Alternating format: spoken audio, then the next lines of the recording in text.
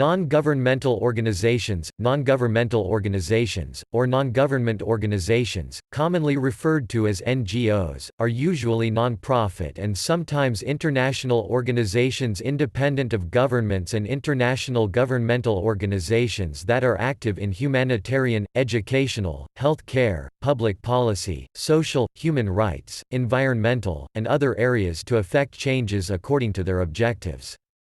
They are thus a subgroup of all organizations founded by citizens, which include clubs and other associations that provide services, benefits, and premises only to members.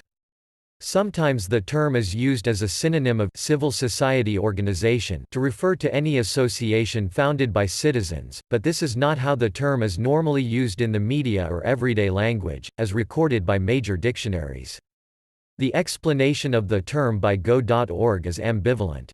It first says an NGO is any non-profit, voluntary citizens group which is organized on a local, national or international level, but then goes on to restrict the meaning in the sense used by most English speakers and the media, task-oriented and driven by people with a common interest. NGOs perform a variety of service and humanitarian functions, bring citizen concerns to governments, advocate and monitor policies and encourage political participation through provision of information. NGOs are usually funded by donations, but some avoid formal funding altogether and are run primarily by volunteers.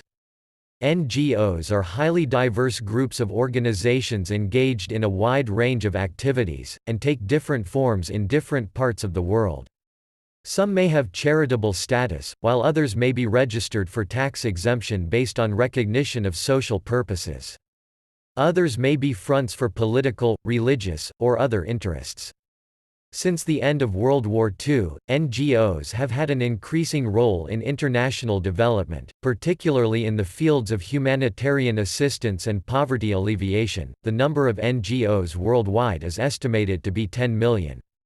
Russia had about 277,000 NGOs in 2008. India is estimated to have had around 2 million NGOs in 2009, just over 1 NGO per 600 Indians, and many times the number of primary schools and primary health centers in India. China is estimated to have approximately 440,000 officially registered NGOs. About 1.5 million domestic and foreign NGOs operated in the United States in 2017. The term NGO is not always used consistently. In some countries, the term NGO is applied to an organization that in another country would be called an NPO, and vice versa. Political parties and trade unions are considered NGOs only in some countries. There are many different classifications of NGO in use. The most common focus is on orientation and level of operation. An NGO's orientation refers to the type of activities it takes on. These activities might include human rights, environmental, improving health, or development work.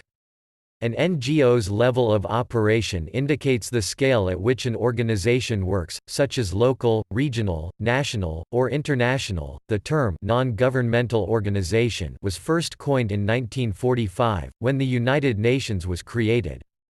The UN, itself an intergovernmental organization, made it possible for certain approved specialized international non-state agencies, i.e., non-governmental organizations, to be awarded observer status at its assemblies and some of its meetings. Later the term became used more widely. Today, according to the UN, any kind of private organization that is independent from government control can be termed an NGO, provided it is not for profit, non-prevention, but not simply an opposition political party. One characteristic these diverse organizations share is that their non-profit status means they are not hindered by short-term financial objectives. Accordingly, they are able to devote themselves to issues which occur across longer time horizons, such as climate change, malaria prevention, or a global ban on landmines. Public surveys reveal that NGOs often enjoy a high degree of public trust, which can make them a useful, but not always sufficient, proxy for the concerns of society and stakeholders.